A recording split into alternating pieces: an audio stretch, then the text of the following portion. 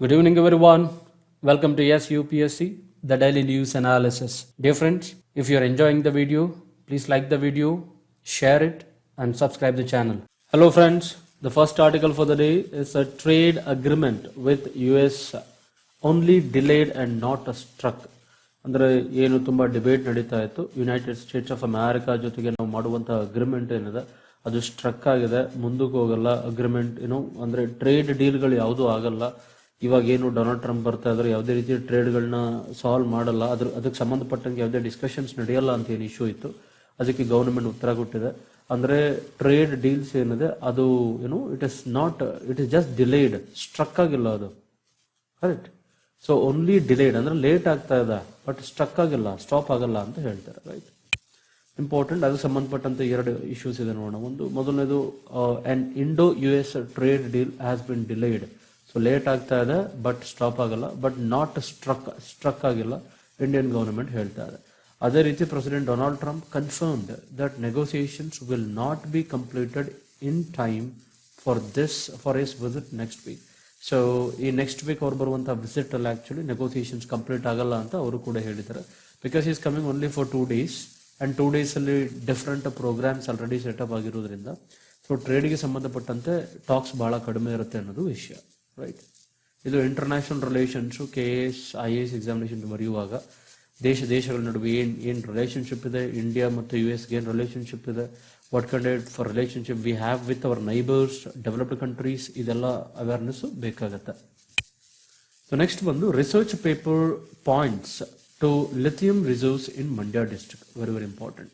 So lithium ಗೊತ್ತು ನಮಗೆ, ನಾನು ಲಾಸ್ಟ್ ಟೈಮ್ ಹೇಳ್ತಾ ಇದ್ದೆ lithium ion batteries. So lithium ion batteries actually ಬಹಳ famous. They are light weight, durability ಜಾಸ್ತಿ, ಬೇಗ ಫಾಸ್ಟಾಗಿ ಚಾರ್ಜ್ ಆಗುತ್ತೆ. ಇದನ್ನು ಕಾರ್ ಮ್ಯಾನುಫ್ಯಾಕ್ಚರಿಂಗ್ ಅಥವಾ ಎಲೆಕ್ಟ್ರಿಕ್ ಕಾರ್ಸ್ ಅಲ್ಲಿ ಹೆಚ್ಚು ಯೂಸ್ ಮಾಡ್ತಾರೆ. ರೈಟ್, ಈ ಲಿಥಿಯಂ ರಿಸರ್ವ್ಸ್ ನಮ್ಮಲ್ಲಿ ಇಲ್ಲ. ನಾವೇನು ಮಾಡ್ತಾ ಇದೀವಿ, ಬೇರೆ ದೇಶಗಳಿಂದ ಹ್ಯೂಜ್ ಇಂಪೋರ್ಟನ್ನು ಮಾಡ್ತಾ ಇದೀವಿ. ರೈಟ್, ಬಟ್ ನಮ್ಮ ದೇಶದಲ್ಲಿ ಮಂಡ್ಯದಲ್ಲಿ ಸಿಕ್ಕಿದೆ ಅಂತ ಹೇಳಿ ರಿಸರ್ಚ್ ಹೇಳ್ತಾ ಇದೆ. Right, so will see the details. Reserves of rare metal lithium has key component needed to build batteries. ಇನ್ನು ಬ್ಯಾಟ್ರೀಸ್ನ ಬಿಲ್ಡ್ ಮಾಡೋದಕ್ಕೆ ಲಿಥಿಯಂ ಎಷ್ಟು ಅವಶ್ಯಕತೆ ಇದೆಯೋ ಆ ಪರ್ಟಿಕ್ಯುಲರ್ ಎಲೆಕ್ಟ್ರಿಕ್ ವೆಹಿಕಲ್ಗೆ. ಸೊ ಅದು actually Alapattanam and Maragalla. So Alapattanam ಮತ್ತೆ ಮಾರಗಲ್ಲ ಶ್ರೀರಂಗಪಟ್ಟಣ ತಾಲೂಕ್, ಮಂಡ್ಯ ಡಿಸ್ಟ್ರಿಕ್ಟ್. ಸೊ ಇಲ್ಲಿ ಸಿಕ್ಕಿದೆ ಅಂತ ಹೇಳಿ ರಿಸರ್ಚರ್ಸ್ ಹೇಳ್ತಾರೆ. ಈ ಫೈಂಡಿಂಗ್ಸ್ ಅನ್ನ ಮಾಡಿರ್ತಕ್ಕಂಥ ರಿಸರ್ಚ್ ಯಾವ್ದಪ್ಪ ಅಂತ ಹೇಳಿದ್ರೆ atomic mineral directorate for exploration and research, AMD ಅಂತ ಕರೀತಾರೆ. Right, so India depends on imports. India huge import ಅನ್ನ ಮಾಡ್ತಾ ಇದೀವಿ ನಾವು. Right, to meet lithium needs. So lithium needs ಇದೆಯಲ್ಲ ನಮಗೆ ಬ್ಯಾಟರಿಯನ್ನು ಮ್ಯಾನುಫ್ಯಾಕ್ಚರ್ ಮಾಡೋದಕ್ಕೆ, ಆ ರಾ ಮೆಟೀರಿಯಲ್ಸ್ ನಾವು ಹ್ಯೂಜ್ ಇಂಪೋರ್ಟ್ ಮಾಡ್ತಾ ಇದೀವಿ. And it is yet to be determined whether these findings will help ease burden. ನಮ್ಗೇನೋ ಡಿಟರ್ಮಿನೇಷನ್ ಆಗಬೇಕು, ಕನ್ಫರ್ಮ್ ಆಗಬೇಕು ಇಲ್ಲಿ ಸಿಕ್ಕಿರ್ತಕ್ಕಂಥದ್ದು ಜೆನ್ಯೂನ್ ಆಗಿದೆಯಾ ಅಂಡ್ ಅದರಿಂದ ನಮಗೆ ಇಂಪೋರ್ಟ್ ಕಡಿಮೆ ಆಗುತ್ತಾ, ಎಷ್ಟು ಕ್ವಾಂಟಿಟಿ ಇದೆ ಅದ್ರ ಬಗ್ಗೆ ಡೀಟೇಲ್ಸ್ ಗೊತ್ತಾಗೋದಿದೆ. ಇನ್ನು the researchers conducted that Karnataka holds the large potential of lithium resources in the country. But researchers ಹೇಳುವ ಪ್ರಕಾರ ಕರ್ನಾಟಕದಲ್ಲಿ, ಭಾರತದಲ್ಲಿ ಅತ್ಯಂತ ಹೈಯೆಸ್ಟ್ ಲಿಥಿಯಂ ರಿಸರ್ವ್ಸ್ ಇದೆ ಅಂತ ಹೇಳ್ತಾರೆ. ರೈಟ್, ಅಷ್ಟು ಪೊಟೆನ್ಷಿಯಲ್ ಇದೆ ಅಂತ ಹೇಳ್ತಾರೆ. So lithium and it's components have several industrial applications. ನಾವೆಲ್ಲ ಹೇಳಿದಾಗೆ ಇಂಡಸ್ಟ್ರಿಯಲ್ ಬೇರೆ ಇಂಡಸ್ಟ್ರೀಸ್ಗಳು ಕೂಡ ಇದನ್ನು ಯೂಸ್ ಮಾಡಬಹುದು. ಅದರಲ್ಲಿ ಒಂದು ಬ್ಯಾಟ್ರೀಸ್ ಅಲ್ಲಿ ಇದನ್ನು ಉಪಯೋಗ ಮಾಡಬಹುದು. ಅದಾದ್ಮೇಲೆ ಹೀಟ್ ರೆಸಿಸ್ಟೆಂಟ್ ಗ್ಲಾಸ್ಗಳನ್ನ ಮಾಡೋದಕ್ಕೆ ಇದನ್ನು ಯೂಸ್ ಮಾಡ್ತಾರೆ. ಸಿರಾಮಿಕ್ಸ್ ಅಲ್ಲಿ ಯೂಸ್ ಮಾಡ್ತಾರೆ. ಅಂಡ್ ಲಿಥಿಯಂ ಬ್ಯಾಟ್ರೀಸ್ಗಳನ್ನ ಮಾಡೋದಕ್ಕೆ ಯೂಸ್ ಮಾಡ್ತಾರೆ. And lithium ion batteries. Right, so all of them. Right, ಆದರೆ ಏನಾದರೂ ಲಿಥಿಯಂ ಅನ್ನ ಹ್ಯೂಮನ್ ಕನ್ಸಂಪ್ಷನ್ ಆದ್ರೆ, ನಾವೇನಾದ್ರೂ ಅದನ್ನ ಸೇವನೆ ಮಾಡಿದ್ರೆ ಆಕ್ಚುಲಿ ಸೋಡಿಯಂ ಅನ್ನ ಬಾಡಿನಲ್ಲಿ ಸರ್ಕ್ಯುಲೇಟ್ ಆಗೋದಕ್ಕೆ ಬಿಡೋದಿಲ್ಲ ಅದು. So lithium affects the flow of sodium through nerve system ಅಲ್ಲಿ ಏನು ಸೋಡಿಯಂ ಪಾಸ್ ಆಗುತ್ತೋ ಸೊ ಅದನ್ನ ಅಫೆಕ್ಟ್ ಮಾಡುತ್ತೆ ಅಂತ ಹೇಳ್ತಾರೆ. ಅಂಡ್ ಮಸಲ್ ಸೆಲ್ಸ್ ಇರುತ್ತಲ್ಲ ಬಾಡಿನಲ್ಲಿ, ಆ ಮಸಲ್ ಸೆಲ್ಸ್ ಅನ್ನ ಅಫೆಕ್ಟ್ ಮಾಡುತ್ತೆ ಅಂತ ಹೇಳ್ತಾರೆ. Right, so consumption of any metal is dangerous ಅಲ್ವಾ, think about it. So next, Bandipur Kerala oppose route proposed by Karnataka. So ನಿಮ್ಗೆಲ್ಲ ಗೊತ್ತು, ನಾವೇನು ತಮಿಳುನಾಡು ಪರ್ಟಿಕ್ಯುಲರ್ಲಿ ಗುಂಡ್ಲುಪೇಟ್ ರೂಟಲ್ಲಿ ಮೈಸೂರಿಂದ ಗುಂಡ್ಲುಪೇಟಿಂದ ಊಟಿ ಈ ರೂಟಲ್ಲಿ ಏನು ಹೋಗ್ತೀವಿ, ಸೊ ಅಲ್ಲಿ ಬಂಡೀಪುರ್ ರಿಸರ್ವ್ ಏನು ಬರುತ್ತೆ ಅದು ಆಕ್ಚುಲಿ ರಾತ್ರಿ 9 ಗಂಟೆ ಮೇಲೆ ಕ್ಲೋಸ್ ಮಾಡಿಬಿಡ್ತಾರೆ, ನೈಟ್ ಇರೋದಿಲ್ಲ. ಬಟ್ ಕೇರಳ ಗವರ್ನಮೆಂಟ್ ಡಿಮಾಂಡ್ ಮಾಡ್ತಾ ಇದೆ. ಈ NH ಪ್ರೆಸೆಂಟ್ ನಾವು 766 ಅಂತ ಏನು ಕರಿತೀವಿ NH, ಇದರಲ್ಲಿ ಆಕ್ಚುಲಿ ಕೇರಳ ಟು ಕರ್ನಾಟಕಗೆ ಬಂಡೀಪುರ್ ಈ ಪರ್ಟಿಕ್ಯುಲರ್ ರಿಸರ್ವ್ಸ್ ಅಲ್ಲಿ ಆಕ್ಚುಲಿ ಬಂಡೀಪುರ್ ರಿಸರ್ವ್ಸ್ ಇದೆಯಲ್ಲ ಅದರಲ್ಲಿ NH 766 ಇಲ್ಲಿ ನಮಗೆ ರೂಟ್ ಅನ್ನ ನೈಟ್ ಟೈಮ್ ಕೂಡ ಓಪನ್ ಮಾಡಿ ಅನ್ನೋದು ಅವ್ರದ್ದು ತುಂಬಾ ದಿವಸಗಳ ಡಿಮಾಂಡ್. ಸೊ ಇದು ಕೋರ್ಟಲ್ಲಿ ಹೋಗಿದೆ. ಆಕ್ಚುಲಿ ಕೋರ್ಟಲ್ಲಿ ಡಿಸ್ಕಷನ್ಸ್ ನಡೀತಾ ಇದೆ ತುಂಬಾ ದಿವಸಗಳಿಂದ. ಅದರಲ್ಲಿರುವಂತಹ ಇಶ್ಯೂಸ್ ನೋಡೋಣ. So Kerala government has opposed Supreme Court an alternative route. So alternative route ನ ಏನು ಪ್ರಪೋಸ್ ಮಾಡಿತ್ತು ಕರ್ನಾಟಕ ಗವರ್ನಮೆಂಟ್, ಅದನ್ನ ಅಪೋಸ್ ಮಾಡಿದ್ದಾರೆ ಅವರು. So proposed by Karnataka to bypass the night time traffic ban on NH-22 through Bandipur national park. So ಏನು NH-66 ಅಂತ ಕರಿತಾ ಇದ್ವಿ, ಅದು ಹಳೆಯ ಹೆಸರು. ಸೊ ಈಗ ಅದನ್ನ NH-212 ಅಂತ ಕರಿತೀವಿ. NH-212 ಕರೆಕ್ಟ್ ಅಲ್ವಾ, ಥ್ರೂ ಬಂಡೀಪುರ ನ್ಯಾಷನಲ್ ಪಾರ್ಕ್. ಅದಾದ್ಮೇಲೆ Kerala submitted that the alternative route goes through Nagarhole tiger reserve. Kerala ಹೇಳ್ತಾ ಇದೆ ಆಲ್ಟರ್ನೇಟಿವ್ ರೂಟ್ ಇದೆಯಲ್ಲ ಅದು ನಾಗರಹೊಳೆ ಟೈಗರ್ ರಿಸರ್ವ್ಸ್ ಕರ್ನಾಟಕದಲ್ಲಿ, ಅದಾದ್ಮೇಲೆ Tholpetty wild life sanctuary in Kerala, ಎರಡರಿಂದ ಪಾಸ್ ಆಗುತ್ತೆ. ಅಂಡ್ ವೇರ್ ವೈಲ್ಡ್ ಎನಿಮಲ್ಸ್, ಅಲ್ಲಿ wild animals are wandering freely in heavy numbers, ಅಲ್ಲಿ ಸಿಕ್ಕಾಬಿಟ್ಟೆ ವೈಲ್ಡ್ ಎನಿಮಲ್ಸ್ ಇರುತ್ತೆ.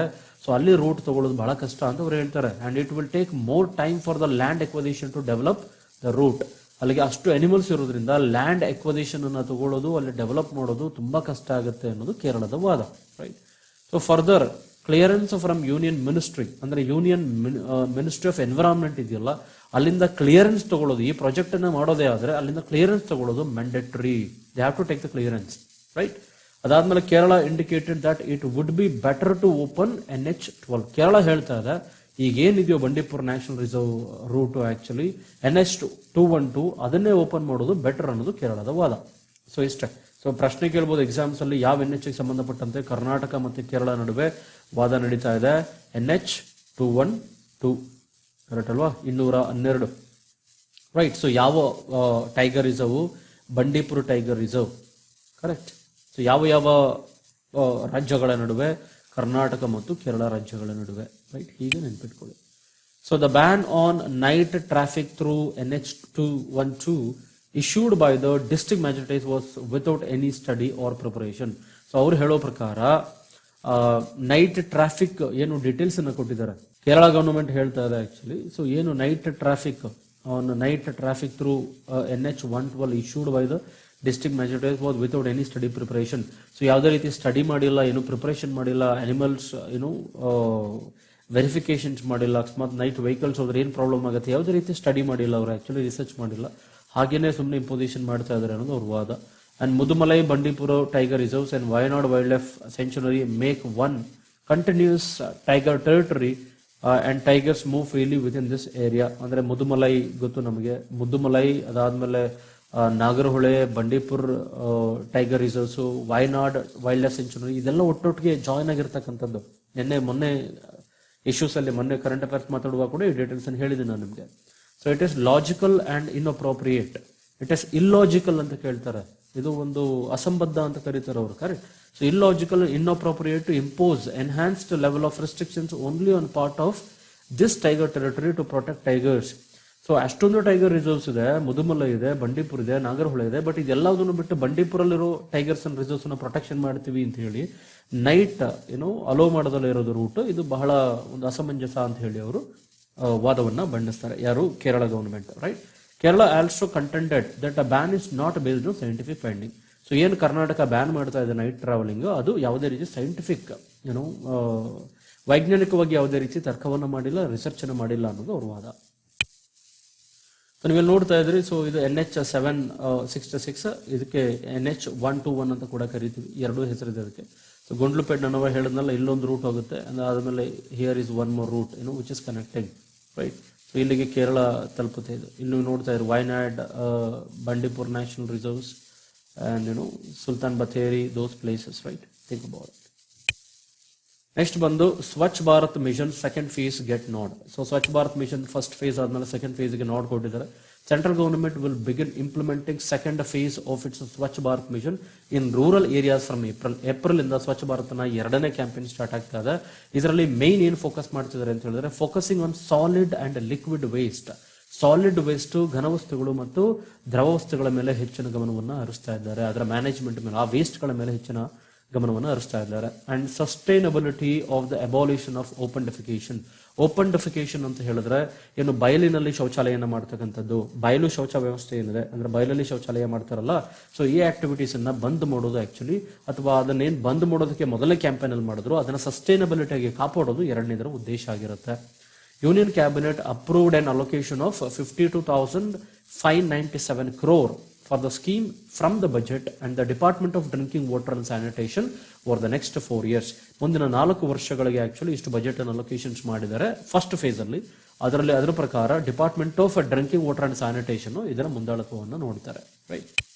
ಸೊ ನೆಕ್ಸ್ಟ್ ಬಂದು the scheme will be implemented by the states. ಸ್ಟೇಟ್ಗಳು ಕೂಡ ಈ ಸ್ಕೀಮ್ ಅನ್ನು ಇಂಪ್ಲಿಮೆಂಟ್ ಮಾಡಬೇಕು with a fund sharing pattern of 60-40. So ಅಲ್ಲಿಗೆ 60% ಸೆಂಟ್ರಲ್ ಗವರ್ಮೆಂಟ್ ಕೊಡ್ತಾರೆ, 40% ಸ್ಟೇಟ್ ಗವರ್ಮೆಂಟ್ಗಳು ಇನ್ವೆಸ್ಟ್ಮೆಂಟ್ ಮಾಡಬೇಕಾಗುತ್ತೆ. So in the north eastern and Himalayan states ಅಲ್ಲಿ ಆಕ್ಚುಲಿ ಈ ಶೇರಿಂಗ್ ವಿಲ್ ಬಿ 90%, ಅಂದ್ರೆ 90% by the central government, 10% by the state government. ಅಂದ್ರೆ ಈ ಸ್ಟೇಟ್ಗಳು north eastern States ಮತ್ತು ಹಿಮಾಲಯನ್ ಸ್ಟೇಟ್ಸ್, ಯಾಕೆಂದ್ರೆ ಡೆವಲಪ್ಮೆಂಟ್ ಅಲ್ಲಿ ಬಹಳ ಕಡಿಮೆ, ಅವರಿಗೆ ಫಂಡ್ಸ್ ಕಡಿಮೆ ಇರುತ್ತೆ ಅಂತ. ನೆಕ್ಸ್ಟ್ ಸ್ವಚ್ಛ ಭಾರತ್ ಅಭಿಯಾನ್ 1 ಅಲ್ಲಿ ಏನಿತ್ತು ಡೀಟೇಲ್ಸ್ ನೋಡೋಣ. The action plan of Swachh Bharat Abhiyan, this is to be laid down by the ministry of drinking water and sanitation. ಆಮೇಲೆ ಮುಂಚೆ ಡಿಪಾರ್ಟ್ಮೆಂಟ್ ನೋಡಿದ್ವಿ, ಈ ಮಿನಿಸ್ಟ್ರಿ ಕೆಳಗಡೆ ಬರೋದು department of water and sanitation. So ಅದನ್ನ ಮಿನಿಸ್ಟ್ರಿ ಕೂಡ ಮಾಡಿದ್ವಿ, ministry of drinking water and sanitation. The vision is to ripple facility of sanitation by 2019. ಇದನ್ನ ಮುಖ್ಯ ಉದ್ದೇಶ ಇಟ್ಕೊಂಡಿದ್ರು. ಅದಾದ್ಮೇಲೆ the major change to be implemented in making an open defecation free India. ಅಂದ್ರೆ open defecation free, ಏನು ಬಯಲು ಶೌಚಾಲಯ ಮಾಡ್ತಾ ಇದ್ರು ಅದನ್ನ ಮುಕ್ತ ಭಾರತ ಮಾಡಬೇಕು ಅನ್ನೋದು ಇದರ ಮುಖ್ಯ ಉದ್ದೇಶ ಆಗಿತ್ತು. ಯಾವುದು ಸ್ವಚ್ಛ ಭಾರತ್ 1 ಬಗ್ಗೆ ಮಾತಾಡ್ತಾ ಇದ್ವಿ. ಸೊ 2 ಕಾಂಪೋನೆಂಟ್ಸ್ ಯಾವ್ದಪ್ಪ ಅಂತ ಹೇಳಿದ್ರೆ ಸ್ವಚ್ಛ ಭಾರತ್ ಅರ್ಬನ್, ಅಂದ್ರೆ ಸ್ವಚ್ಛ ಭಾರತ್ ಗ್ರಾಮೀಣ ಪ್ರದೇಶ, ನಗರ ಪ್ರದೇಶಗಳಲ್ಲಿ, ಮತ್ತು ಸ್ವಚ್ಛ ಭಾರತ್ ರೂರಲ್ ಗ್ರಾಮೀಣ ಪ್ರದೇಶಗಳಲ್ಲಿ 2 ಸ್ಕೀಮ್ಗಳು ಇತ್ತಿದ್ರಲ್ಲಿ. ರೈಟ್. ನೆಕ್ಸ್ಟ್ ಬಂದು centre cuts it's share in crop insurance. So crop insurance ಏನು ಕೊಡ್ತಾ ಇದ್ರು, ಆ ಇನ್ಶೂರೆನ್ಸ್ ಅಲ್ಲಿ ಬರುವಂತ ಪರ್ಸೆಂಟೇಜ್ ಏನು ಪ್ರೀಮಿಯಂ ಕಟ್ತಾ ಇದ್ರು ಸೆಂಟ್ರಲ್ ಗವರ್ಮೆಂಟ್, ಅದನ್ನ ಕಟ್ ಮಾಡಿದ್ದಾರೆ. ಅಂದ್ರೆ ನೀವೊಂದು ಯಾವುದೋ ಅಗ್ರಿಕಲ್ಚರ್ ಬೆಳೆಯನ್ನ ಬೆಳೀತಾ ಇದ್ದೀರಿ, ಬೆಳೆ ನಾಶ ಆಗೋಗುತ್ತೆ, ಆಕ್ಚುಲಿ ಜೋರ ಸೈಕ್ಲೋನ್ ಬಂದು ಏನೋ ನಾಶ ಆಗುತ್ತೆ. ಬಟ್ ನೀವು ಒಬ್ಬ ರೈತ ಆಗಿ ಏನಾಗುತ್ತೆ, ನಿಮ್ಗೆ ಲಾಸ್ ಆಗುತ್ತೆ. ಅದನ್ನ ಪ್ರೊಟೆಕ್ಷನ್ ಮಾಡೋದಕ್ಕೆ ಸರ್ಕಾರ ಏನ್ ಮಾಡ್ತು, ಇನ್ಶೂರೆನ್ಸ್ ಅನ್ನ ಶುರು ಮಾಡಿತು. ಅದಕ್ಕೆ ಪ್ರೀಮಿಯಂ ಬಹಳ ಕಡಿಮೆ ಇರುತ್ತೆ, ರೈಟ್. ಬಟ್ ಹೆಚ್ಚಿನ ಪ್ರೀಮಿಯಂ ಸೆಂಟ್ರಲ್ ಗವರ್ಮೆಂಟ್ ಪ್ರೊವೈಡ್ ಮಾಡುತ್ತೆ ಆಕ್ಚುಲಿ, ರೈಟ್. ಇದು ಸೆಂಟ್ರಲ್ ಗವರ್ಮೆಂಟ್ ಸ್ಕೀಮ್. ಆಕ್ಚುಲಿ 2 ಸ್ಕೀಮ್ಗಳಲ್ಲಿ ಇರುವಂತಹ, ಒಂದು ಪ್ರಧಾನಮಂತ್ರಿ ಫಸಲ್ ಬಿಮಾ ಯೋಜನಾ ಮತ್ತು ಇನ್ನೊಂದು reconstruct weather based crop insurance scheme. ಎರಡರದು ಕೂಡ ಫಂಡ್ ಅಲೋಕೇಶನ್, ಪ್ರೀಮಿಯಂ ಸಬ್ಸಿಡಿ ಇತ್ತಲ್ಲ, ಪ್ರೀಮಿಯಂ ನ ಸಬ್ಸಿಡಿ ಕೊಡ್ತಾ ಇದ್ರಲ್ಲ, ಆ ಅಮೌಂಟ್ ಅನ್ನ ಕಡಿಮೆ ಮಾಡಿದ್ದಾರೆ. Share of the premium subsidy from the current 50% to just 25%. ಅದರಲ್ಲಿ ಯಾರಿಗೆ ಇರಿಗೇಟೆಡ್ ಏರಿಯಾಗಳಿಗೆ, ಯಾವ ಫಾರ್ಮರ್ಗೆ ಇರಿಗೇಷನ್ ಫೆಸಿಲಿಟಿ ಇರುತ್ತೋ, ನೀರಾವರಿ ಸೌಲಭ್ಯ ಇರುತ್ತೋ ಅಂತವರಿಗೆ 50% ಮುಂಚೆ ಏನಿತ್ತು ಸಬ್ಸಿಡಿ ಪ್ರೀಮಿಯಂ, ಅದನ್ನು 25%ಗೆ ಕಡಿಮೆ ಮಾಡಿದ್ದಾರೆ. ಅದರ ಜೊತೆಗೆ ಯಾರು ಅಗ್ರಿಕಲ್ಚರ್ ಅನ್ಇರಿಗೇಟೆಡ್ ಏರಿಯಾ ಇರುತ್ತೆ, ಅಂದ್ರೆ ನೀರಾವರಿ ವ್ಯವಸ್ಥೆ ಯಾರಿಗೆ ಇರೋದಿಲ್ವೋ ಅವರಿಗೆ 30% ಸಬ್ಸಿಡಿಯನ್ನ ಕೊಡ್ತಾ ಇದ್ದಾರೆ. ಅಂದ್ರೆ 50% ಇಂದ 30% ಬಂದಿದೆ. The cabinet approved the revamp of Pradhan Mantri ಫಸಲ್ ಬಿಮಾ ಯೋಜನಾ. ಅವಾಗಲೇ ಹೇಳಿದಾಗೆ 2 ಸ್ಕೀಮ್ಗಳು ನೆನ್ಪಿಟ್ಕೊಳ್ಳಿ. And in another significant step, enrolment in the 2 schemes have also been made voluntary. ಅಂದ್ರೆ ಈ ಸ್ಕೀಮ್ ಒಳಗಡೆ ನೀವು ಬರೋದು ಮ್ಯಾಂಡೇಟರಿ ಏನಿಲ್ಲ, ವಾಲಂಟರಿ. ನೀವು ಈ ಸ್ಕೀಮಿಗೆ ಬರ್ಬೋದು ಅಥವಾ it is your wish, you may remain constant ಅಲ್ವಾ. ಸೊ ಈ ಸ್ಕೀಮಿಗೆ ಜಾಯಿನ್ ಆಗ್ಬೋದು ಅಥವಾ ಜಾಯಿನ್ ಆಗದೆ ಇರ್ಬೋದು, ರೈಟ್. 2 ಆಪ್ಷನ್ಸ್ ಇದೆ. ಸೊ ಪ್ರಧಾನ ಮಂತ್ರಿ ಫಸಲ್ ಬಿಮಾ ಯೋಜನಾ ಬಗ್ಗೆ ಹೇಳೋದಾದ್ರೆ, ಪ್ರಧಾನ ಮಂತ್ರಿ ಫಸಲ್ ಬಿಮಾ ಯೋಜನಾ was actually launched on 18th February 2006. 2016-18 ಫೆಬ್ರವರಿಯಲ್ಲಿ ಈ ಸ್ಕೀಮ್ ಅನ್ನು ಲಾಂಚ್ ಮಾಡಲಾಯಿತು. The scheme is being administered. ಈ ಸ್ಕೀಮ್ ಅನ್ನು ಯಾರಪ್ಪ ಮೇಲ್ವಿಚಾರಣೆ ನೋಡ್ತಾ ಇದ್ದಾರೆ ಅಂತ ಹೇಳಿದ್ರೆ, ministry of agriculture and farmers welfare. ಇದನ್ನ ನೆನ್ಪಿಟ್ಕೋಬೇಕು ನೀವು. ಅಂದ್ರೆ ಯಾವ ಮಿನಿಸ್ಟ್ರಿ ಮಾಡ್ತಾ ಇದ್ದಾರೆ ಅಂತ ಪ್ರಶ್ನೆ ಕೇಳಬಹುದು, ಯಾವ ವರ್ಷದಲ್ಲಿ ಜಾರಿ ಬರ್ತು ಅಂತ ಕೇಳಬಹುದು ಅಲ್ವಾ. ಪ್ರಧಾನ ಮಂತ್ರಿ ಫಸಲ್ ಬಿಮಾ ಯೋಜನಾ ಯಾವ ಪರ್ಟಿಕ್ಯುಲರ್ ಸ್ಕೀಮಿಗೆ ಸಂಬಂಧಪಟ್ಟಿದೆ ಅಂತ ಕೇಳಬಹುದು. ಅಂದ್ರೆ ಅಗ್ರಿಕಲ್ಚರ್ ಇರಿಗೇಷನ್ ಸ್ಕೀಮಾ, ಅಗ್ರಿಕಲ್ಚರ್ ಇನ್ಶೂರೆನ್ಸ್ ಸ್ಕೀಮಾ, ಅಥವಾ ಅಗ್ರಿಕಲ್ಚರ್ ಸಬ್ಸಿಡಿ ಸ್ಕೀಮಾ, what kind of scheme it is, insurance scheme ಅಲ್ವಾ. ಸೊ ಹಾಗೆ ನೆನ್ಪಿಟ್ಕೋಬೇಕು. So it provides a comprehensive insurance cover against failure of the crop. So crop ಏನಾದರೂ ಫೇಲ್ಯೂರ್ಸ್ ಆದ್ರೆ ಅದಕ್ಕೆ ಸಂಬಂಧಪಟ್ಟಂತೆ ಇರುವಂತಹ ಎಲ್ಲ ಒಂದು ಕಾಂಪನ್ಸೇಷನ್ ಅಥವಾ ಏನು ಒಂದು ಇನ್ಶೂರೆನ್ಸ್ ಅನ್ನು ಪ್ರೊವೈಡ್ ಮಾಡಬೇಕು. ಅದರ ಮುಖ್ಯ ಉದ್ದೇಶ ಆಗಿರುತ್ತೆ helping in stabilising income of the farmer. ಇದರಿಂದ ಏನಾಗುತ್ತೆ, ಫಾರ್ಮರ್ ಇನ್ಕಮ್ ಸ್ಟೆಬಿಲೈಸೇಷನ್ ಆಗುತ್ತೆ. The scheme covers all food and oil seed crops and annual commercial horticultural crops. ಈ ಸ್ಕೀಮ್ ಏನ್ ಮಾಡುತ್ತಪ್ಪ ಅಂತ ಹೇಳಿದ್ರೆ, ಎಲ್ಲ ಆಯಿಲ್ ಸೀಡ್ಗಳನ್ನ ಕವರ್ ಮಾಡುತ್ತೆ, ಎಲ್ಲ ಫುಡ್ ಪ್ರಾಡಕ್ಟ್ ಅಂದ್ರೆ ಕ್ಯಾರಿಫ್ ಕ್ರಾಪ್ಗಳನ್ನ ಕವರ್ ಮಾಡುತ್ತೆ, right. Commercial as well as horticulture crops ಅನ್ನ ಕವರ್ ಮಾಡುತ್ತೆ, ರೈಟ್. ಅದಾದ್ಮೇಲೆ prescribed not all food and oil crops and annual commercial horticulture crops. Yes, absolutely, right. ಅದರಲ್ಲೂ ಪರ್ಟಿಕ್ಯುಲರ್ಲಿ ಕ್ಯಾರಿಫ್ ಅಲ್ಲಿರ್ತಕ್ಕಂಥದ್ದು, ರಾಬಿನಲ್ಲಿರ್ತಕ್ಕಂಥದ್ದು ಎಲ್ಲನೂ ಕೂಡ ಕವರ್ ಮಾಡುತ್ತೆ, right. So prescribed premium in 2% by farmers. The prescribed premium is 2% by farmers, kharif crops and 1.5% for rabi crops. And annual commercial and horticulture ಕ್ರಾಪ್ಸ್ಗಳಿಗೆ 5%. ಅಂದ್ರೆ ಒಬ್ಬ ರೈತ ಆಗಿರೋನು ಕ್ಯಾರಿಫ್ ಕ್ರಾಪ್ಗಳಿಗೆ ಕೊಡಬೇಕಾಗಿರ್ತಕ್ಕಂಥದ್ದು. ಇದೆಲ್ಲ ಕ್ರಾಪಿಂಗ್ ಪ್ಯಾಟರ್ನ್ ಎಲ್ಲ ಗೊತ್ತಿದೆಯಲ್ವ ನಿಮಗೆ. ಕ್ಯಾರಿಫ್ ಕ್ರಾಪ್ ಅಂತ ಹೇಳಿದ್ರೆ ಸಮ್ಮರ್ ಟೈಮಲ್ಲಿ ಬೆಳೀತಕ್ಕಂಥದ್ದು, ಅಂದ್ರೆ ಏನು ಮಳೆಗಾಲದಲ್ಲಿ ಬೆಳೀತಕ್ಕಂಥ ಬೆಳೆಗಳು, ರೈಟ್. ಸೊ ಅದು 2% ಮಾತ್ರ ರೈತ ಕಟ್ಟಬೇಕು, ಇನ್ನು ಮಿಕ್ಕಿರೋದೆಲ್ಲ ಸರ್ಕಾರ ಕಟ್ತಾ ಇತ್ತು, ರೈಟ್. ಅದಾದ್ಮೇಲೆ ರಾಬಿ ಕ್ರಾಪ್ ಅಂತ ಹೇಳಿದ್ರೆ ಚಳಿಗಾಲದಲ್ಲಿ ಬೆಳೀತಕ್ಕಂಥದ್ದು, ರೈಟ್. ಯಾವಾಗ ಮಳೆ ಕಡಿಮೆ ಇರುತ್ತೋ ಆ ಟೈಮಲ್ಲಿ ಬೆಳೀತಕ್ಕಂಥದ್ದು. ಅದರಲ್ಲಿ ಯಾವಾಗ ಅಂದ್ರೆ ಜನವರಿ, ಫೆಬ್ರವರಿ, ಮಾರ್ಚ್ ಈ ಟೈಮಲ್ಲಿ ಬೆಳೀತಕ್ಕಂಥದ್ದು, ರೈಟ್. ಸೊ ಇದಕ್ಕೆ ರಾಬಿ ಕ್ರಾಪ್ ಅಂತ ಕರಿತೀವಿ. ಇದಕ್ಕೆ 1.5% ಒಬ್ಬ ರೈತ ಪ್ರೀಮಿಯಂ ಕಟ್ಟಬೇಕಿತ್ತು, ಇನ್ನು ಮಿಕ್ಕಿರೋದನ್ನೆಲ್ಲ ಸರ್ಕಾರ ಕೊಡ್ತಾ ಇತ್ತು, ರೈಟ್. ಇದಾದ್ಮೇಲೆ ಆನ್ಯುವಲ್ ಕಮರ್ಷಿಯಲ್ ಅಂಡ್ ಹಾರ್ಟಿಕಲ್ಚರ್ ಕ್ರಾಪ್ಸ್ಗಳಿಗೆ ಸೊ 5% ಮಾತ್ರ 5% ಆಕ್ಚುಲಿ ರೈತ ಕೊಡಬೇಕು, ಇನ್ನು ಮಿಕ್ಕಿರೋದನ್ನ ಸರ್ಕಾರ ಪ್ರೀಮಿಯಂ ಆಗಿ ಭರಿಸುತ್ತೆ. ಅರ್ಥ ಆಗ್ತಿದೆಲ್ಲ. ಇನ್ಶೂರೆನ್ಸ್ ಬಗ್ಗೆ ಗೊತ್ತಿದ್ರೆ ಬಹಳ ಈಸಿ ನಿಮಗೆ. ಸೊ ಫಸಲ್ ಬಿಮಾ ಯೋಜನಾ, ಪ್ರಧಾನ ಮಂತ್ರಿ ಫಸಲ್ ಬಿಮಾ ಯೋಜನಾ ಆದ್ಮೇಲೆ ಇನ್ನೊಂದು ಇನ್ಶೂರೆನ್ಸ್ ಸ್ಕೀಮ್ ಯಾವ್ದಪ್ಪ, ಬಹಳ ಇಂಪಾರ್ಟೆಂಟ್ ಸ್ಕೀಮ್ ಅಂತ ಹೇಳಿದ್ರೆ ಅದು reconstruct weather based crop insurance scheme. aims to mitigate the hardship the insured farmers against the likelihood of financial loss. Financial loss ಆದರೆ, ಕ್ರಾಪ್ ಲಾಸ್ ಆದರೆ ಅದಕ್ಕೆ ಕೊಡುವಂತಹ ಒಂದು ಇನ್ಶೂರೆನ್ಸ್ ಸ್ಕೀಮ್ ಇದೆ actually. On account of anticipated crop loss resulting from adverse weather conditions ಅಲ್ಲಿ ಬದಲಾವಣೆಗಳಾದರೆ, right. And relating to rainfall, temperature, wind, humidity, ಇದರಲ್ಲಿ ಯಾವುದೇ ರೀತಿಯ ಬದಲಾವಣೆಗಳಾದರೆ ಅದಕ್ಕೆ ಸಂಬಂಧಪಟ್ಟಂತೆ ಇನ್ಶೂರೆನ್ಸ್ ಅನ್ನ RWBCISS ಪ್ರೊವೈಡ್ ಮಾಡುತ್ತೆ. ಸೊ ನೆಕ್ಸ್ಟ್ ಬಂದು centre to form new law panel, very important. So new law panel ಅನ್ನು ಆಕ್ಚುಲಿ ಸೆಂಟ್ರಲ್ ಗವರ್ನಮೆಂಟ್ ಸೆಟಪ್ ಮಾಡ್ತಾರೆ, ಬಿಕಾಸ್ ಎವ್ರಿ 3 ವರ್ಷಕ್ಕೆ ಒಂದು ಬಾರಿ ಲಾ ಕಮಿಷನ್ಸ್ ಅನ್ನು ಸೆಟಪ್ ಮಾಡ್ತಾರೆ. ಸೊ ಅದೇ ರೀತಿ ಆಬ್ವಿಯಸ್ಲಿ ಈಗೇನು law commission last time complete ಆಯಿತು, ಅದಾದ್ಮೇಲೆ ಹೊಸ ಲಾ ಕಮಿಷನ್ಸ್ ಅನ್ನ ಯೂನಿಯನ್ ಗವರ್ನಮೆಂಟ್ ಸೆಟಪ್ ಮಾಡ್ತಾರೆ. The union cabinet gave its approval to set up 22nd law commission. ನೆನ್ಪಿಟ್ಕೊಳ್ಳಿ, ಎಷ್ಟನೇ ಲಾ ಕಮಿಷನ್ ಇದು? 22nd law commission, right. ಅದಾದ್ಮೇಲೆ the law commission advises, law commission ಉದ್ದೇಶ ಏನು, ಅವ್ರ ಉಪಯೋಗ ಏನು? ಅಡ್ವೈಸಸ್ ದ ಗವರ್ನಮೆಂಟ್ಗೆ ಅದು ಸಲಹೆಗಳನ್ನ ಕೊಡುತ್ತೆ. ಯಾವುದ್ರ ಮೇಲೆ ಅಂತ ಹೇಳಿದ್ರೆ ಗವರ್ನಮೆಂಟ್ ಆನ್ ಕಾಂಪ್ಲೆಕ್ಸ್ ಲೀಗಲ್ ಇಶ್ಯೂಸ್ಗೆ ಸಂಬಂಧಪಟ್ಟಂತೆ, ರೈಟ್. ಲೀಗಲ್ ಇಶ್ಯೂಸ್ ಅಂದ್ರೆ ಏನ್ ಬರ್ಬೋದು ಸರ್? ಅಂದ್ರೆ ಕೋರ್ಟ್ಗಳ ಪ್ರೊಸೀಜರ್ಸ್, ಅಂದ್ರೆ ಇನ್ ದ ಸೆನ್ಸ್ ಈಗ ಫ್ರೀ ಲೀಗಲ್ ಏಡ್ ಸಿಗ್ತಾ ಇದೆಯಾ? ಒಬ್ಬ ಬಡವ, ಅವನಿಗೆ ಏನೋ ಮೋಸ ಆಗಿರುತ್ತೆ ಜಮೀನಲ್ಲಿ, ಅವನ ಹತ್ರ ಖರ್ಚು ಮಾಡೋದಕ್ಕೆ ದುಡ್ಡಿಲ್ಲ, ಕರೆಕ್ಟ್. ದುಡ್ಡಿರೋನು ಸುಪ್ರೀಂ ಕೋರ್ಟ್ಗೆ ಹೋಗ್ತಾನೆ, ಇವನೇನು ಮಾಡ್ತಾನೆ, ಇವನಿಗೆ ಫ್ರೀ ಲೀಗಲ್ ಏಡ್ ಸಿಗಬೇಕು, ಕರೆಕ್ಟ್ ಅಲ್ವಾ? ಅದಕ್ಕೆ ನಾಲ್ಸಾ ಅನ್ನು ನಾವು ಸೆಟಪ್ ಮಾಡಿದ್ವಿ, national legal service authority, right. National legal service authority, ನಾಲ್ಸಾ, right. So ಈ ರೀತಿ ರೆಕಮೆಂಡೇಶನ್ಸ್ ಅನ್ನು ಆಕ್ಚುಲಿ ಲಾ ಕಮಿಷನ್ ಮಾಡುತ್ತೆ, ರೈಟ್. ನೆನ್ಪಿಟ್ಕೊಳ್ಳಿ, ದ ಲಾ ಮಿನಿಸ್ಟ್ರಿ ವಿಲ್ ನಾವ್ ನೋಟಿಫೈ ನ್ಯೂ ಪ್ಯಾನಲ್ ಅನ್ನು ಸೆಟಪ್ ಮಾಡ್ತಾ ಇದ್ದಾರೆ. So as usually every 3 years ಒಂದ್ಸರಿ ಸೆಟಪ್ ಅನ್ನ ಮಾಡ್ತಾರೆ. ಪ್ರತಿ 3 ವರ್ಷಗಳಿಗೊಮ್ಮೆ ಲಾ ಕಮಿಷನ್ ಅನ್ನ ಸ್ಥಾಪನೆ ಮಾಡ್ತಾರೆ, ಕರೆಕ್ಟ್ ಅಲ್ವಾ? ಅಪಾಯಿಂಟ್ ಮಾಡ್ತಾರೆ rather, right. So apart from full time chairmanship, so apart from full time chairperson, the commission will have 4 full time members. ಅಂದ್ರೆ ಒಬ್ಬ ಫುಲ್ ಟೈಮ್ ಚೇರ್ಮನ್ ಅನ್ನ ಸೇರಿ ಅದರ ಜೊತೆಗೆ 4 ಜನ ಫುಲ್ ಟೈಮ್ ಮೆಂಬರ್ಸ್ ಕೂಡ ಇರ್ತಾರೆ ಅದರಲ್ಲಿ. ಅದ್ರ ಜೊತೆಗೆ ಮೆಂಬರ್ ಆಫ್ ಸೆಕ್ರೆಟರಿ ಅಂದ್ರೆ ಮೆಂಬರ್ ಸೆಕ್ರೆಟರಿ ಕೂಡ ಇದರಲ್ಲಿ ಇರ್ತಾರೆ ಅಂತ, ಇನ್ಕ್ಲೂಡಿಂಗ್ ಮೆಂಬರ್ ಸೆಕ್ರೆಟರಿ. ಸೊ ಅಲ್ಲಿಗೆ member secretary, 4 full time members, ಅದರ ಜೊತೆಗೆ ಫುಲ್ ಟೈಮ್ ಚೇರ್ಮನ್. ಸೊ ಇಷ್ಟು ಜನ ಈ ಒಂದು ಲಾ ಕಮಿಷನ್ ಅಲ್ಲಿ ಇರ್ತಾರೆ, ರೈಟ್. ನೆನ್ಪಿಟ್ಕೊಳ್ಳಿ, ಇದೆಲ್ಲ ನ್ಯೂಸ್ ಅಲ್ಲಿ ಇರೋದು, ಡೆಫಿನೆಟ್ಲಿ KPSC UPSC ಎಕ್ಸಾಮಿನೇಷನ್ಸ್ ಅಲ್ಲಿ ಬರೋ ಚಾನ್ಸಸ್ ಇರುತ್ತೆ. The law and legislative secretaries in the law ministry will be ex officio members of the commission. ಅಂದ್ರೆ ಏನು ಲಾ ಮತ್ತೆ ಲೆಜಿಸ್ಲೇಟಿವ್ ಸೆಕ್ರೆಟರೀಸ್ ಇರ್ತಾರೋ, ಯಾರು IAS ರ್ಯಾಂಕ್ ಕೇಡರ್ಸ್ ಇರ್ತಾರೋ ಅಥವಾ law and legislative secretaries rank ಅಲ್ಲಿ ಯಾರು ಇರ್ತಾರೋ ಅವರು ಲಾ ಮಿನಿಸ್ಟ್ರಿ ಅಲ್ಲಿ ಯಾರು ಇರ್ತಾರೋ ಅವರು ಎಕ್ಸ್ ಅಫಿಷಿಯೋ ಅಂದ್ರೆ main members of this commission, right. So it will also have not more than 5 part time members ಕೂಡ ಇರ್ತಾರೆ. ಅಷ್ಟು ಸ್ಟಾರ್ಟಿಂಗ್ ಪಾಯಿಂಟ್ಗಳು ನೆನ್ಪಿಟ್ಕೊಂಡ್ರೆ ಸಾಕು. ಸೊ ಇಲ್ಲಿ ಯಾರಪ್ಪ ಇದಕ್ಕೆ ಚೇರ್ಮನ್ ಆಗಿರ್ತಾರೆ ಅಂತ ಹೇಳಿದ್ರೆ ಆ retired supreme court judge, very very important. ಆ ರಿಟೈರ್ಡ್ ಸುಪ್ರೀಂ ಕೋರ್ಟ್ ಜಡ್ಜ್ ಇದಕ್ಕೆ ಚೇರ್ಮನ್ ಆಗಿರ್ತಾರೆ. Or retired supreme court judge ಇಲ್ಲ ಅಂತ ಹೇಳಿದ್ರೆ, ಅಥವಾ ಯಾರು ಸಿಕ್ಕಿಲ್ಲ ಅಪಾಯಿಂಟ್ ಆಗೋದಕ್ಕೆ ಯಾರು ಅವೈಲಬಿಲಿಟಿ ಇಲ್ಲ ಅಂತ ಹೇಳಿದ್ರೆ, chief justice of high court. So high court ನ ಚೀಫ್ ಜಸ್ಟಿಸ್ ಆಗಿನ ಅಪಾಯಿಂಟ್ ಮಾಡಬಹುದು, ಅಂದ್ರೆ retired chief justice of high court, right. So will head the commission, ಈ ಕಮಿಷನ್ ಅನ್ನ ಹೆಡ್ ಮಾಡ್ತಾರೆ. ಯಾವ commission? Law commission. The law commission shall on a referral mode to its by central government so moto, ಅಂದ್ರೆ reference ಕೊಟ್ಟರೆ ಕೆಲವೊಂದು ಇಶ್ಯೂಗಳನ್ನ ಲಾ commission ತಗೊಳುತ್ತೆ, ಅಥವಾ ಲಾ ಕಮಿಷನ್ಗೆ ಇಚ್ಛೆ ಬಂದ್ರೆ ಎಕ್ಸಿಸ್ಟಿಂಗ್ ಲಾಗಳಿಗೆ ಸಂಬಂಧಪಟ್ಟಂತೆ ಯಾವುದಾದ್ರೂ ವಿಷಯವನ್ನು ತಗೊಂಡವರು ಅದರ ಮೇಲೆ ರೆಕಮೆಂಡೇಶನ್ಸ್ ಅನ್ನ ಮಾಡಬಹುದು, ಕರೆಕ್ಟ್.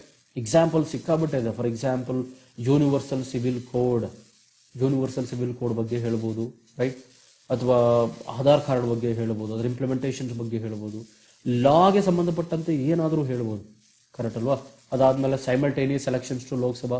ಸೊ ಕಂಟಿನ್ಯೂಸ್ ಆಗಿ ಎಲೆಕ್ಷನ್ಸ್, ಏನು ಎಲೆಕ್ಷನ್ಸ್ ಮಾಡೋ ಪ್ಲಾನ್ ಇದೆ, ಸೈಮಲ್ಟೇನಿಯಸ್ ಎಲೆಕ್ಷನ್ಸ್, ಅದಕ್ಕೆ ಸಂಬಂಧಪಟ್ಟಂತೆ ರೆಕಮೆಂಡೇಶನ್ಸ್ ಅನ್ನು ಮಾಡಬಹುದು, ರೈಟ್. ಸೊ ಬಹಳ ಸಿಂಪಲ್, ಅಂದ್ರೆ ಸೈಮಲ್ಟೇನಿಯಸ್ ಎಲೆಕ್ಷನ್ಸ್ ಅಂತ ಹೇಳಿದ್ರೆ ಸೆಂಟ್ರಲ್ ಗವರ್ಮೆಂಟ್ಗೆ ಅಥವಾ ಲೋಕಸಭಾಗೆ ಮತ್ತು ಸ್ಟೇಟ್ ಲೆಜಿಸ್ಲೇಟಿವ್ ಅಸೆಂಬ್ಲಿಗಳಿಗೆ ಎಲೆಕ್ಷನ್ಸ್ ಅನ್ನ ಸಿಂಕ್ರನೈಸ್ ಮಾಡ್ತಕ್ಕಂಥದ್ದು, ಅಂದ್ರೆ ಒಟ್ಟಿಗೆ ಒಂದೇ ಟೈಮಲ್ಲಿ ಸಿಂಕ್ರನೈಸ್ ಮಾಡಿ ನಡೀತಕ್ಕಂಥ ಆಕ್ಟಿವಿಟೀಸ್, ಕರೆಕ್ಟ್ ಅಲ್ವಾ. ಸೊ ಸಿಂಕ್ರನೈಸ್ ಮಾಡಿ ನಡೆಯುವಂತಹ ಆಕ್ಟಿವಿಟೀಸ್ಗೆ ಸೈಮಲ್ಟೇನಿಯಸ್ ಎಲೆಕ್ಷನ್ಸ್ ಅಂತ ಕರೀತಾರೆ. So it shall also undertake studies and research for bringing reforms in justice delivery system. So ಏನಾದರೂ ಇಂಪ್ಲಿಮೆಂಟೇಷನ್ ಮಾಡಬೇಕಾ, ಚೇಂಜಸ್ ಮಾಡಬೇಕಾ, ಅದ್ರ ಬಗ್ಗೆ ಸಲಹೆಯನ್ನು ನೀಡ್ತಾರೆ ಇವರು, right. And speedy disposal of cases, ಅಂದ್ರೆ ಒಂದು ಕೇಸ್ ಬಂದ ಮೇಲೆ ಆ ಕೇಸನ್ನು ಸ್ಪೀಡಾಗಿ ಡಿಸ್ಪೋಸಬಲ್ ಆಗಬೇಕು.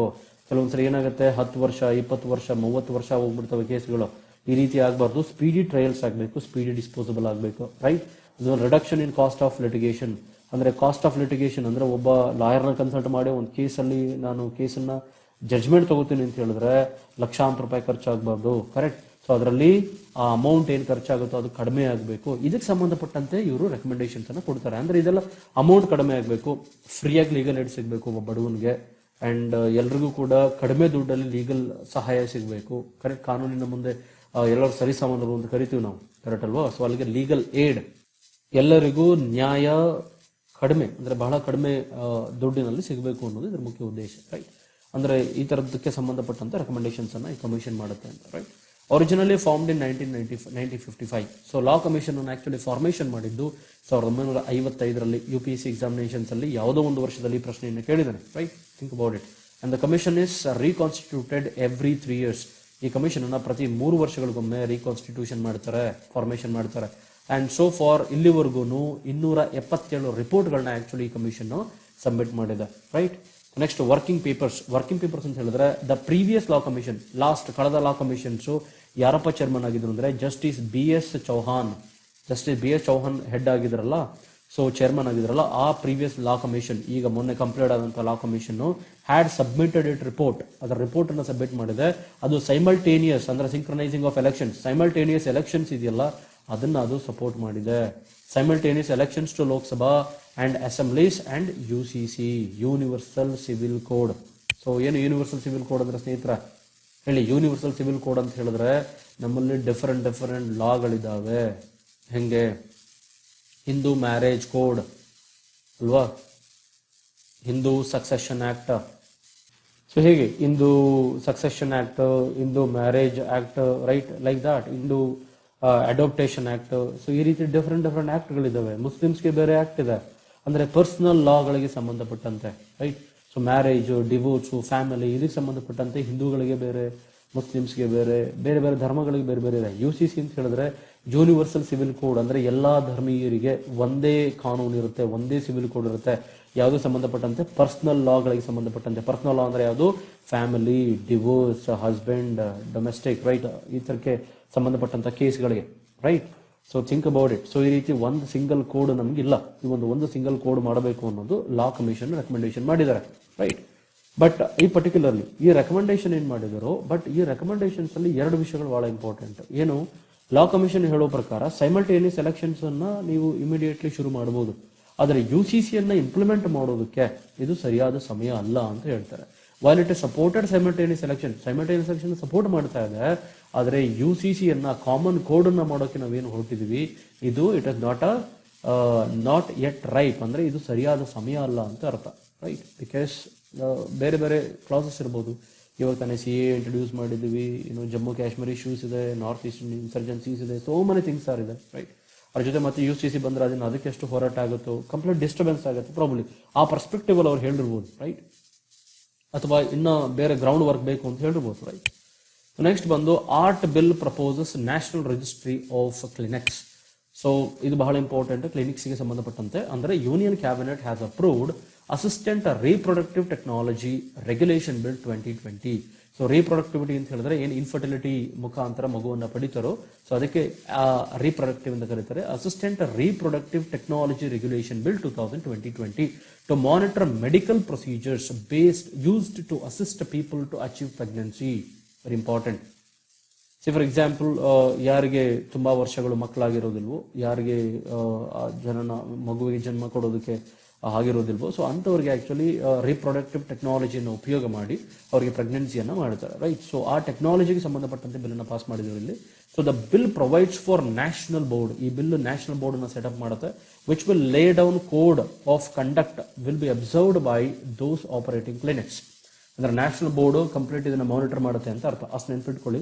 And it will also formulate minimum standards. ಇದೊಂದು ಮಿನಿಮಮ್ ಸ್ಟ್ಯಾಂಡರ್ಡ್ಸ್ ಅನ್ನು ಸೆಟಪ್ ಮಾಡುತ್ತೆ for laboratories, diagnostic equipment and practices and followed by human resources employed by the clinic and the banks.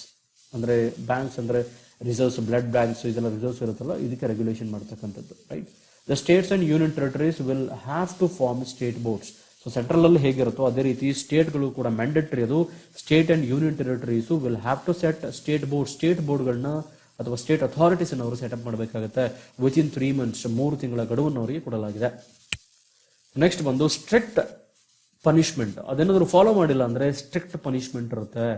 Specifically strict punishment ಯಾರಿಗೆ ಅಂತ ಹೇಳಿದ್ರೆ, ಯಾರು the bill also proposes stringent punishment for those who practice sex selection. ಅಂದ್ರೆ ಈಗ ಯಾರೊಬ್ರು pregnant ಇರ್ತಾರೆ, pregnant ಆಗಿರೋರು ಮಗು ಗಂಡ ಹೆಣ್ಣ ಅಂತ ಹೇಳಿ ಪತ್ತೆ ಮಾಡ್ತಾರೆ, ಗೊತ್ತಾ, ಭ್ರೂಣ ಪತ್ತೆ ಮಾಡ್ತಾರಲ್ಲ. ಸೊ ಭ್ರೂಣವನ್ನ ಪತ್ತೆ ಮಾಡುವಂತ ಇದಿದೆಯಲ್ಲ, ಅದಕ್ಕೆ ಸ್ಟ್ರಿಕ್ಟ್ ಪನಿಷ್ಮೆಂಟ್ ಇರುತ್ತೆ ಇನ್ನು ಮುಂದೆ ಅಂತ ಹೇಳಿ ಈ ಲಾನಲ್ಲಿ ಇಂಪ್ಲಿಮೆಂಟೇಷನ್ ಮಾಡಿದ್ದಾರೆ, ಗೊತ್ತಾಯ್ತಲ್ಲ. ಸೊ ಭ್ರೂಣ ಹತ್ಯೆ ಮಾಡ್ತಕ್ಕಂಥದ್ದು ಅಥವಾ ಭ್ರೂಣವನ್ನ ಪತ್ತೆ ಮಾಡ್ತಕ್ಕಂಥದ್ದು ಎರಡೂ ಕೂಡ ಕಾನೂನು ಬಾಹಿರ, right.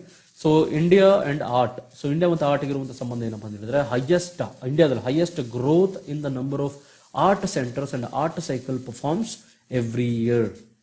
So artificial reproductive technology, right, art ನೆನ್ಪಿಟ್ಕೊಳ್ಳಿ. ಅದಾದ್ಮೇಲೆ ಕಾನ್ಫಿಡೆನ್ಶಿಯಾಲಿಟಿ ಕ್ಲಾಸ್. ಏನಪ್ಪ ಕಾನ್ಫಿಡೆನ್ಶಿಯಾಲಿಟಿ ಅಂತ ಹೇಳಿದ್ರೆ, ಈ ತರದ ರೀಪ್ರೊಡಕ್ಟಿವ್ ಕೇಸಸ್ಗಳ ಆದ್ರೆ ಆ ರೀಪ್ರೊಡಕ್ಟಿವ್, ಯಾಕಂದ್ರೆ ಸೋಷಿಯಲ್ ನಮ್ದು ಸೊಸೈಟಿನಲ್ಲಿ ಇದೀವಿ ನಾವು, ಕರೆಕ್ಟ್. ಇನ್ನು ನಮ್ಮ ಸೊಸೈಟಿಯಲ್ಲಿ ಮೈಂಡ್ ಸೆಟ್ ಚೇಂಜ್ ಆಗಿಲ್ಲ, ಕರೆಕ್ಟ್. ಸೊ ಯಾರೋ ಒಂದು ಮೇಲ್ ಅಥವಾ ಫಿಮೇಲ್ ರೀಪ್ರೊಡಕ್ಟಿವ್ ಅಲ್ಲಿ ಮಗು ತಗೊಂಡಿದ್ದಾರೆ ಅಂತ ಹೇಳಿದ್ರೆ ಸೊಸೈಟಿನಲ್ಲಿ ಆ ಮಗುಗೆ ಸರಿಯಾದ ಸ್ಥಾನಮಾನ ಸಿಗದೆ ಇರಬಹುದು, ಅಥವಾ ಪೇರೆಂಟ್ಸ್ ಅನ್ನ ಏನೋ ಒಂಥರ ಹೀಯಾಳಿಸೋದು, ಈ ರೀತಿ ಸೋಷಿಯಲ್ ಸ್ಟಿಗ್ಮಾ ಸ್ಟಾರ್ಟ್ ಆಗ್ಬೋದು, ರೈಟ್. ಸೊ ಇದನ್ನ ಅವಾಯ್ಡ್ ಮಾಡೋದಕ್ಕೆ ಈ ಬಿಲ್ ಅಲ್ಲಿ ensure confidentiality and intended couples, ಇದರಲ್ಲಿ ಯಾರು ಇನ್ವಾಲ್ವ್ ಆಗಿರ್ತಾರೋ ಆ ಕಪಲ್ಸ್ ನ ಹೆಸರುಗಳನ್ನ ಸೀಕ್ರೆಟ್ ಆಗಿ ಇಡ್ತಾರೆ. ಅವ್ರದ್ದು ಯಾವುದೇ ರೀತಿ ರಿವೀಲ್ ಮಾಡೋದಿಲ್ಲ, ರೈಟ್, ಬಹಿರಂಗ ಮಾಡೋದಿಲ್ಲ ಅವ್ರ ಹೆಸರುಗಳು, ರೈಟ್. ಅದನ್ನು ಕಾನ್ಫಿಡೆನ್ಶಿಯಲ್ ಆಗಿಡ್ತಾರೆ. And protect the right of the child, ಅಂದ್ರೆ ಮಗುವಿನ ರೈಟ್ಸ್ ಇದೆಯಲ್ಲ ಅದನ್ನ ಪ್ರೊಟೆಕ್ಟ್ ಮಾಡುತ್ತೆ ಈ bill, right. So think about it. ART ಬಗ್ಗೆ ಹೇಳೋದಾದ್ರೆ, assistant reproductive technology where embryo is implemented and grown in rented womb of surrogacy mother in surrogacy. So ಇದರಲ್ಲಿ assistant reproductive ಟೆಕ್ನಾಲಜಿನಲ್ಲಿ ನಾನು ಅವಾಗಲೇ ಹೇಳಿದಾಗೆ, ಅಸಿಸ್ಟೆಂಟ್ ರೀಪ್ರೊಡಕ್ಟಿವ್ ಟೆಕ್ನಾಲಜಿನಲ್ಲಿ ಯಾರಿಗೆ ಮಕ್ಕಳಾಗಿರೋದಿಲ್ವೋ ಅವರಿಗೆ ರೀಪ್ರೊಡಕ್ಟಿವ್ ಟೆಕ್ನಾಲಜಿ, ಇನ್ಫರ್ಟಿಲಿಟಿ ಮುಖಾಂತರ ಕೂಡ ಮಕ್ಕಳನ್ನ ಪಡಿಬಹುದು. ಎರಡನೇದು, ಅವರು ಮೇಲ್ ಮತ್ತೆ ಫೀಮೇಲ್ ಇಬ್ರಿಗೂ ಕೂಡ ಮಕ್ಕಳನ್ನ ಪಡೆಯುವಂತಹ ಭಾಗ್ಯ ಇಲ್ಲ ಅಂತ ಹೇಳಿದ್ರೆ ಅದಕ್ಕೆ ರೀಪ್ರೊಡಕ್ಟಿವ್ ಟೆಕ್ನಾಲಜಿಯನ್ನ ಬೇರೆಯವ್ರ ಮೇಲೆ ಅಪ್ಲೈ ಮಾಡ್ತಾರೆ, ರೈಟ್. ಬಿಕಾಸ್ ಇಂಡಿಯಾದಲ್ಲಿ there are many poor people who are available, correct. ಅವ್ರಿಗೆ ಸ್ವಲ್ಪ ಆರ್ಥಿಕ ಸಹಾಯ ಮಾಡಿದ್ರೆ ಸಾಕು, ಅವರು ಭ್ರೂಣವನ್ನ, ಅವರ ಹೂಂಬ್ ಇರುತ್ತಲ್ಲ ಆ ಭ್ರೂಣದಲ್ಲಿ ಮಗುವನ್ನು ಬೆಳೆಯೋದಕ್ಕೆ ಅವಕಾಶವನ್ನ ಕೊಡ್ತಾರೆ, right. So these are all technologically happens, right? So ಇದಾದ್ಮೇಲೆ embryo is implemented grown in the womb of a surrogacy mother. ನಾವು ಲಾಸ್ಟ್ ಟೈಮ್ ಸ್ಯಾರಗಸಿ ಬಿಲ್ ಬಗ್ಗೆ ಹೇಳಿದ್ವಿ. ಸ್ಯಾರಗೋಟ್ ಮದರ್ ಅಂದ್ರೆ ಯಾರು? ಒಂದು ಹೆಣ್ಣು ಮಗಳು, ಯಾರಿಗೆ ಮಕ್ಕಳಿರಲ್ವೋ ಅವರಿಗೆ ಮಗುವನ್ನ ಹೆತ್ತು ಕೊಡುವಂತ ಹೆಣ್ಣು ಮಗಳು, ರೈಟ್. ಸೊ ಅದಕ್ಕೆ ಯೂಸ್ ಮಾಡುವಂತ ಟೆಕ್ನಾಲಜಿ ಅಸಿಸ್ಟೆಂಟ್ ರೀಪ್ರೊಡಕ್ಟಿವ್ ಟೆಕ್ನಾಲಜಿ, ನೆನ್ಪಿಟ್ಕೊಳ್ಳಿ. And reasons for commercialisation. ಯಾಕಪ್ಪ ಕಮರ್ಷಿಯಲೈಸೇಷನ್ ಆಗ್ತಿದೆ ಅಂತ ಹೇಳಿದ್ರೆ, ಪ್ರಾಪರ್ ರೆಗ್ಯುಲೇಷನ್ಸ್ ಇಲ್ಲ, lack of regulatory framework, cheap medical techniques and services, availability of poor woman. ಯಾಕಂದ್ರೆ poor woman are plentifully available, right. So ಅವ್ರಿಗೆ ನಾನು ಅವಾಗ ಹೇಳಿದ ಆರ್ಥಿಕ ಸಹಾಯ ಮಾಡಿದ್ರೆ ಅವರು ಸೆರಗಸಿ ಮದರ್ ಆಗೋದಕ್ಕೆ ಒಪ್ಕೋತಾರೆ, right. So availability of poor women who are willing to rent their wombs. You might have seen there are many movies came, many serials came. Surrogacy mother ಮಗುವನ್ನು ಹೆತ್ತ ಮೇಲೆ ಕೊನೆಗೆ ಪೇರೆಂಟ್ಸ್ ವಾಪಸ್ ಕೊಡಬೇಕಿರುತ್ತೆ, ಕೊಡೋದಕ್ಕೊಳಗೆ ಇಷ್ಟ ಆಗೋದಿಲ್ಲ, ತಾನೇ ಸಾಕ್ತೀನಿ ಅಂತೇಳಿ ಈ ತರದೆಲ್ಲ ಪ್ರಾಬ್ಲಮ್ಸ್ ಸ್ಟೋರೀಸ್ ಎಲ್ಲ ನೋಡಿದ್ರಿ ನೀವು, right. So think about it. So that's it friends. So that's it for today's news analysis. Thank you so much for watching.